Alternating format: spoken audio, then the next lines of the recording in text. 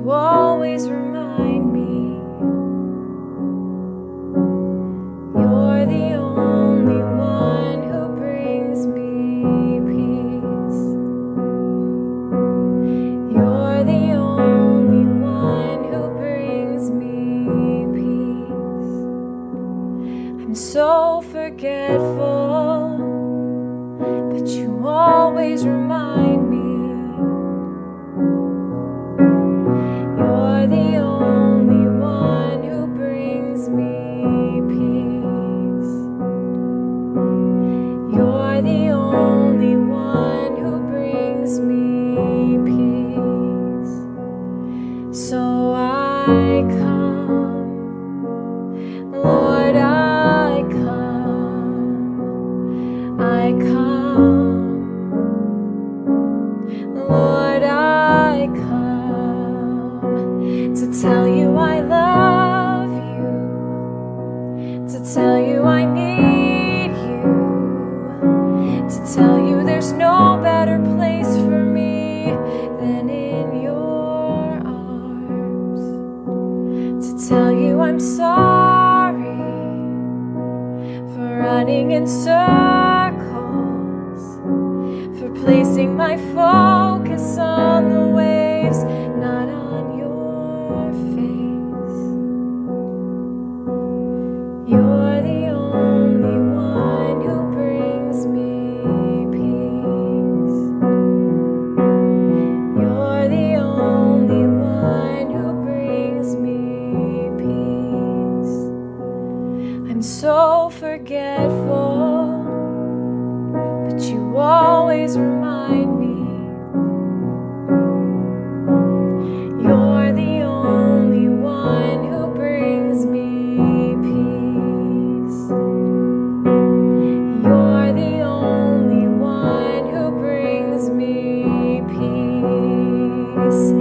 So I come, Lord, I come, I come, Lord, I come to tell you I love you, to tell you I need you, to tell you there's no better place for me than in your arms, to tell you I'm sorry for running in circles,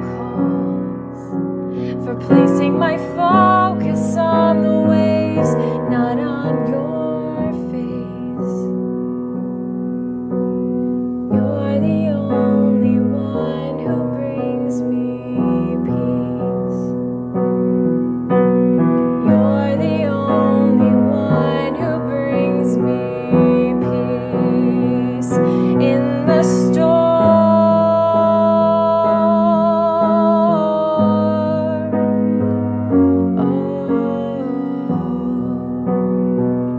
In the storm.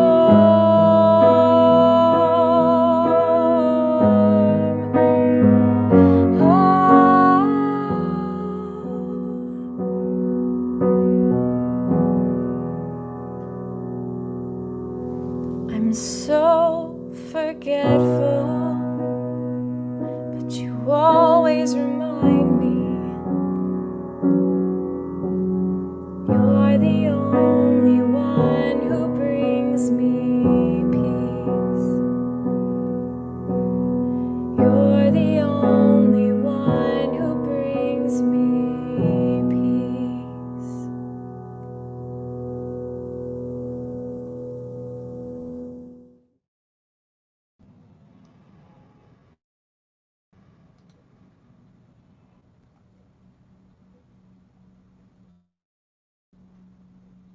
Hey, firmly rooted men, Pastor Tom, Firmly Rooted Ministries, and it is good to have you on Wednesday morning. A little bit wet outside.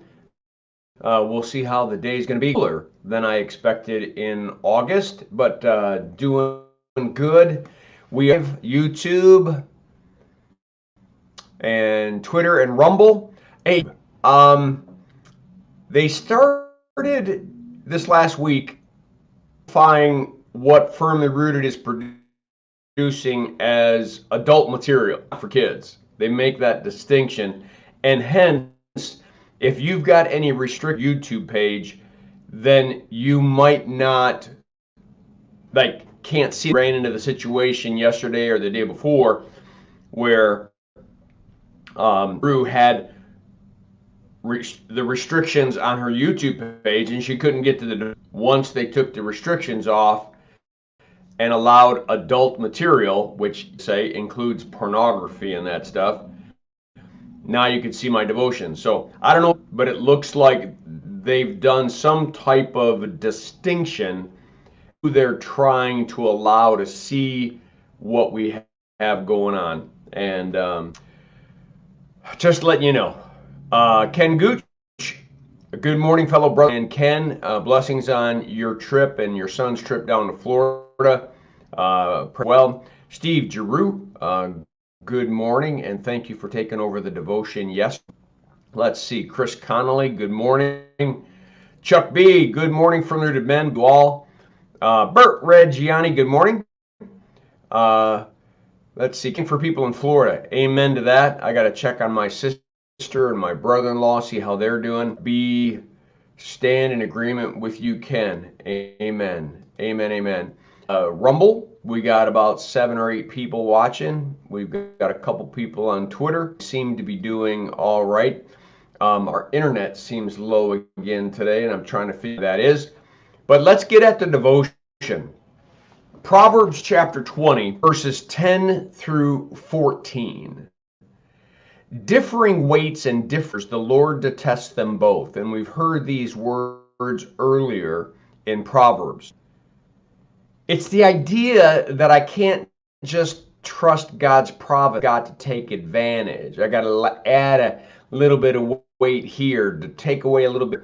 Basically, what I'm really giving is less than what you, right? I'm shortcutting to my favor. Complete reliance upon self and a distrust. He's not going to take care of me, so I've got to take care of me, making sure the weights are different and making sure that I'm saying one other and you don't know it. It's a shame. It's what the wicked do. Even small children are known by their actions. Is their conduct really pure and upright? Even a child is known by his doing. Man, we whole lives raising our kids to be people of integrity, to be honest, to not be hypocrites, to be honest and do what you say and say what you do. And if you did something, admit it. And it's just basic to any kind of understanding of a right life. And what he's saying is, even the smallest of children reflect that. Oh, that they want to please mom and dad, and there's also this idea that they want what they. Even a child is known by his doing. Is conduct really pure and upright? The answer is no. I mean, I've challenged people. Tell me what day you trained your children or taught your children how to be bad. You never had to do it, but you spent thousands of hours teaching your children, trying to tell them how to be good. Ear and eyes that see, the Lord has made them both. He doesn't mean just hearing from the kingdom of this world's perspective, but he also hearing and seeing from his kingdom's perspective. Hence Jesus said, if you have ears to hear, let them hear. But it's our ears. The filter, we hear things. Hence we should be taking every thought captive. Our eyes, what we allow to take in, what we allow our ears to take in. There's two voices out there. There is folly and there's wisdom. Is screaming in the streets, and so is wisdom. And Our ears are and our eyes are seeing, but the Lord's made them both. Do we remember that? Are we just letting whatever is out there to bombard us, and we've got no ability to discern and separate good from truthhood? It's a dangerous thing. We're imago Dei. We're created in the image of God, and senses